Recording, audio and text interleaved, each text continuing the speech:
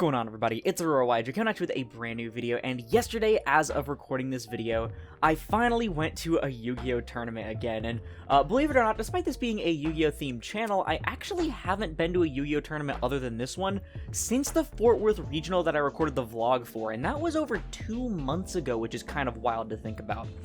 So I was taking a Yu-Gi-Oh! Break, really, for a few different reasons, as you could tell by, the Pokemon content suddenly hitting in the channel and everything, and, just the lack of content in general.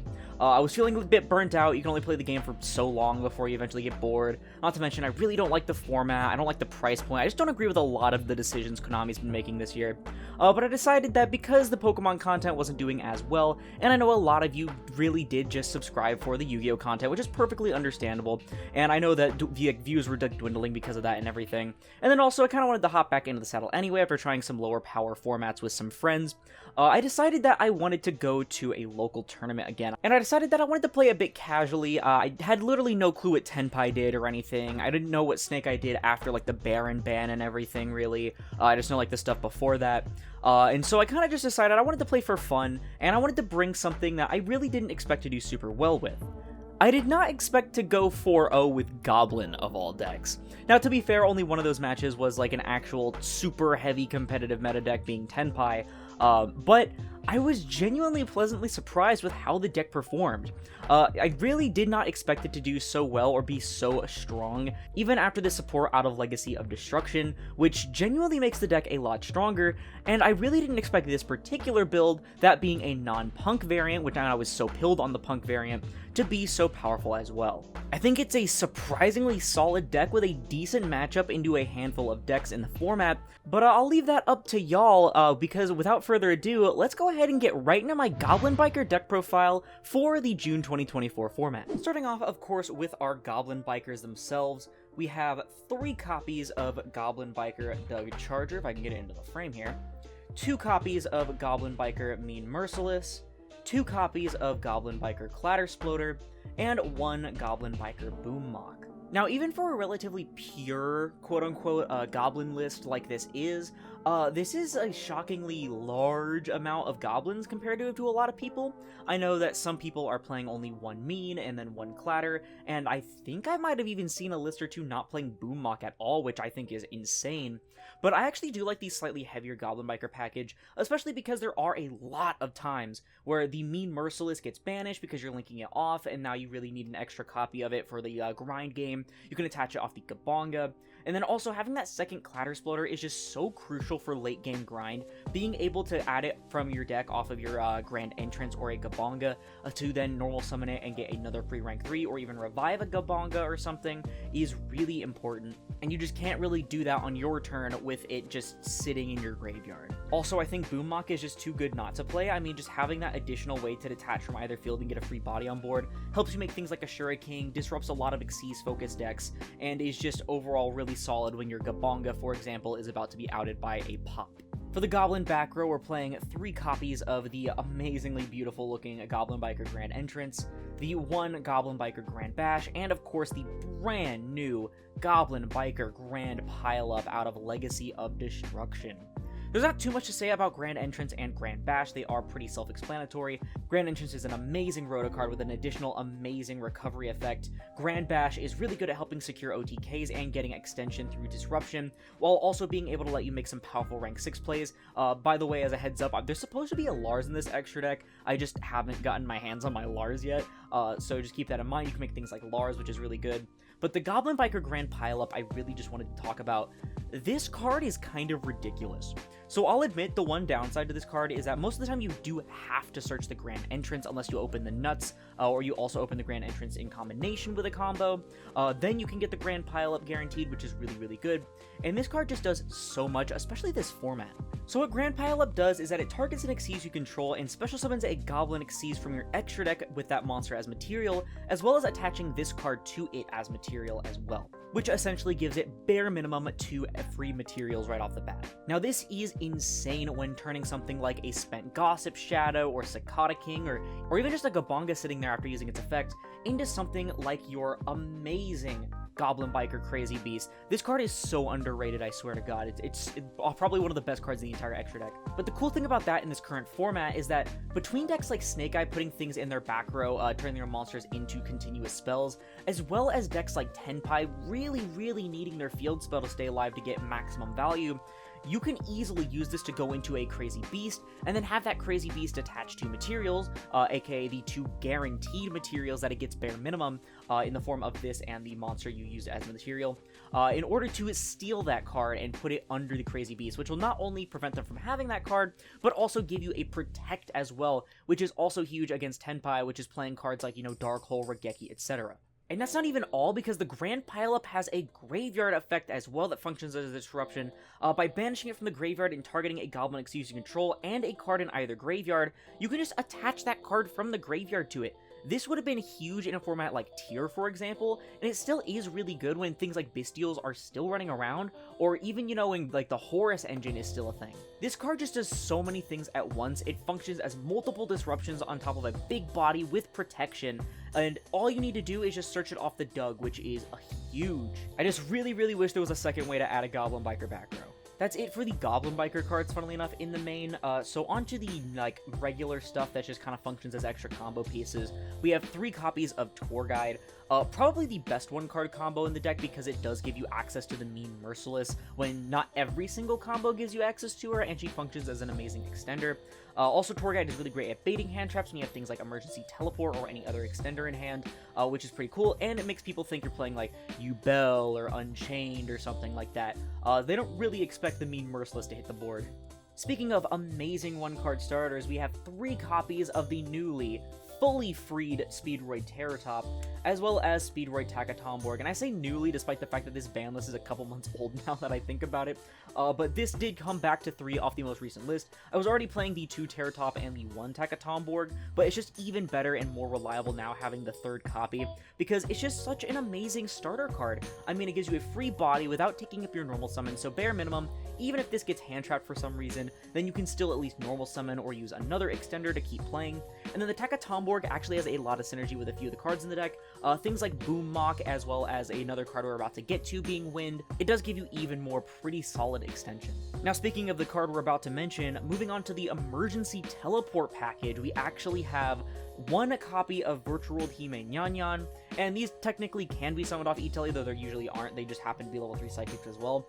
We are playing 1 copy of Psychic Tracker and 1 copy of Psychic Wheeler. Now, these are pretty self-explanatory. They're just free level 3 extenders that are inherent summons if you control level 3. But Nyan is an amazing card that I'm so shocked I didn't add sooner. So I was playing the Punk engine before, and I wasn't playing the Nyan because the E-Tele was typically used for, your Xiamen. And then I saw a few topping lists, or at least a topping list and then a few other lists, playing the Nyan, and I was looking at it and I'm like, wow, this card is amazing. It has so much synergy. So not only is it a non-extender or non-Ghost Trigger target for E-Tele, that just gives you the level 3 body without wasting one of your important cards you'd rather keep in your hand or deck, but also it's a wind, so it does function with Takatomborg, and of course it has that amazing Reborn effect. If a level 3 monster hits the board, you get to special summon it back from the graveyard, banish it when it leaves the field, which doesn't matter because typically you're just overlaying it immediately anyway. And this is amazing when you have it alongside something like Doug, because you can go Doug effect to detach the Nyan from your Xyz monster like Gabonga, send it to the graveyard and then special the Doug, then you can go chain link 1 Doug to search and then chain block it with the Nyan in order to protect it. And you can even go chain link 3 Gabonga to protect both of them in case your opponent has something on the board. The only downside to this card is that it does lock you out of IP and SP, but I genuinely think that the downsides, quote-unquote, of this card are in no way near close enough to outweigh the benefits that it gives to the deck. Oh, and then I suppose I should also mention the 3 Emergency Teleport that are in here. This is probably the best starter slash extender slash whatever you want to call it in the deck. It's not once per turn, it's a quick play you can use during the draw phase, and it just helps you play through every hand trap. So as I mentioned, I was on the Punk variant of this deck before. However, I did end up cutting the Punk engine, not because it's a bad engine or anything, it is really solid at giving you even more 1-card combos. However, in this format, you really just want to play as many non-engine or hand traps as possible, and those kind of took up valuable deck space for that when the rest of the deck can function technically fine without it. And so in place of the Punk engine, I'm actually on 12 hand traps. I'm on 3 copies of Nibiru, 3 copies of Ash, 3 copies of Ogre, and 3 copies of Imperm. Now, again, I haven't really played any of this format other than this one tournament, but I went into it knowing that these are probably like the best hand traps that I could have ran, and I mean, all of them did their job pretty well. Nib hit a few really solid board states, Ash Blossom was Ash Blossom, it didn't really shut anything down, but it did stop some pretty nasty plays. Ghost Ogre was a huge star of the show, being able to kill some bodies before they could be used as like Xyz fodder and like Raid Raptor, for example. And then of course, it just absolutely laid the smackdown on a Tenpai player that got super cocky after my Gossip Shadow drew them into the field spell, then I just went Ghost Ogre, and it died, and then they scooped. It was really, really good. And then, of course, Imperm is Imperm. For the remainder of the non-engine, we are also on 2 copies of Talent and 1 Called By. Both of these are because of hand traps, of course, being so prominent, and Talents especially is really important, both for going second and breaking boards, because the deck can struggle into certain board states, but mostly because, you know, you kind of really struggled against hand traps. So if you get ashed on the wrong thing and you don't have an extender, I mean, the Talents is going to hopefully draw you into like an E-Telly or a Psychic Wielder or Tracker. But then other times, of course, you can at least rip a card from the opponent's hand, which is pretty solid, especially with how bad Nib hurts this deck. And the very final card in the main deck is the 1 copy of Full Armored Xyz. This card is absolutely insane. You don't even need to discard it anymore, like off the Foxy Tune or anything. You just straight up set this card and then use it to Xyz summon one of your powerful rank 3s on your opponent's turn, and you also have that amazing graveyard effect to banish and give protection, sorry. But I think that a lot of people don't understand, or what a lot of people don't understand about this card, is that there's no real restriction on what kind of thing you can make. So you can absolutely just straight up go Typhon or Zeus on your opponent's turn so long as the condition has been met. I actually did this against a Tenpai player who didn't expect the Zeus to come out. They stole my Dark Knight Lancer instead of my Crazy Beast, which was a mistake. They punched with their Pydra into the Crazy Beast, summoned Chandra from the deck, and then they tried to use the Dark Knight Lancer to punch over the Crazy Beast.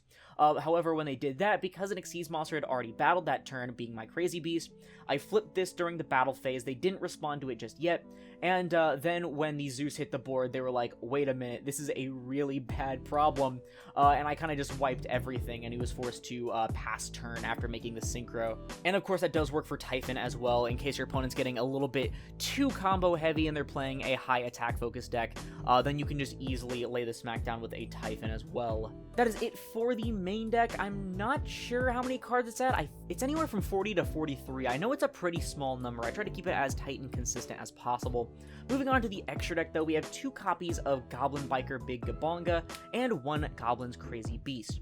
I'm not playing the Grial trio. I was experimenting with it a little bit, but there's just so many better things you could play in its stead. The only real time that Grial trio would come up is, for example, if your opponent's on Raid Raptor and they make 2 big towers instead of just 1, so you can't just out it off of the Underworld Goddess. So that's really all I can think about. Other than that, there's no real reason to play the Grial trio, and because the rest of its effects are just horrible. But Gabonga and Crazy Beast are really all you need anyway. Both of these cards are absolutely absurd. Gabonga is a starter/extender, it's also a board breaker, it's also got decent stats, it's also got the end phase attach, which is huge for things like Cloud Exploder. You got Crazy Beast, who's attaching opponent's back row to it, using that back row to then protect itself, or all of your other stuff. I used it like twice to protect from board breakers like Regeki, and then of course that ridiculous once per duel resummon from the graveyard and attach a Goblin effect. I did that like, I think 4 times, at least 3 or 4 times during the tournament. It was just huge, and it let me perform a massive OTK on my opponent. These cards are just super, super strong, and it was just kind of underwhelming that Grial Trio ended up being just so much worse. For my favorite non-Goblin engine in the extra deck, we have the Xyz Armors with the 1 Torpedo, 1 Fortress, and 1 Dark Knight Lancer. Decently compact engine overall, but it is incredibly strong. Torpedo gives you that extra draw power, which could be another hand trap or an extender. You have Xyz Armor Fortress getting you that powerful full armored Xyz, and then of course the Dark Knight Lancer with its ridiculous stat boost with the full armored Xyz, plus being able to non-target attach opponent's monsters to it as material. It can just become a really big, essentially towers with a massive body that they have a hard time outing. Also, reminder, these can be stacked on anything of the corresponding rank, not just the Xyz Armor Torpedo or Fortress respectively. I've slapped this on top of a Gabonga to win games before, and I've slapped this on top of a Crazy Beast. Very, very important. For the rest of our rank 3s, we just have some generically good ones. We have the Gossip Shadow, as well as the Cicada King and the Ashura King. All of these are really, really solid rank 3s. They're all monster negates, actually, in some form. In order of importance, really, it's Gossip Shadow, and then Cicada King and Ashura King. And I say that specifically because Ashura King is a little bit harder to make, but Gossip Shadow is really, really amazing. It helps protect from Nib when you can get it out early enough, but of course it ends up becoming one of your main disruptions anyway. Being able to draw you into more hand traps is also really cool. And then you have Cicada King basically being an imperm. This usually comes up on the opponent's turn off the full armored Xyz if you've already made Gossip Shadow. Also, it's really good because it only needs one material in order to use this negate, not two like Gossip Shadow. So you can make this, have a negate still, and then detach the other material to extend with your Goblin plays. And then the Ashura King is just utterly absurd on turn 3. Being able to attack for, I think it's like 7,500 just on his own into an empty board is massive. Not to mention he's also a monster negate which stops Nib, and it's just, it gets so big and becomes such a scary threat. The last 6 Xyz monsters in the extra are the aforementioned Zeus and Typhon. Just some really nice big options to go into. I went into both at least once. I think I made Typhon like 2 or 3 times actually. It's pretty important to get that balance, especially when you nib your opponent and you have to get rid of that token. But Zeus, I actually made a lot less than I thought.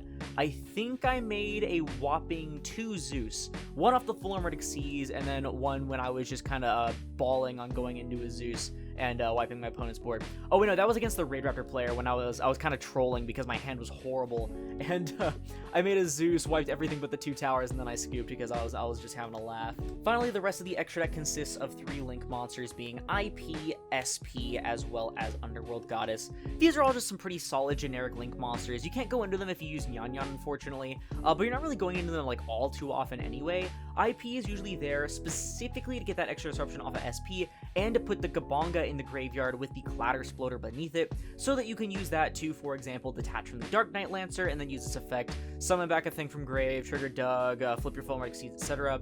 Then you have Underworld Goddess for the towers, because while your matchup against a deck like Raid Raptor is really good, or Purely is really good, because you can detach all those materials and stuff, this is also just another really easy way to out the towers monsters.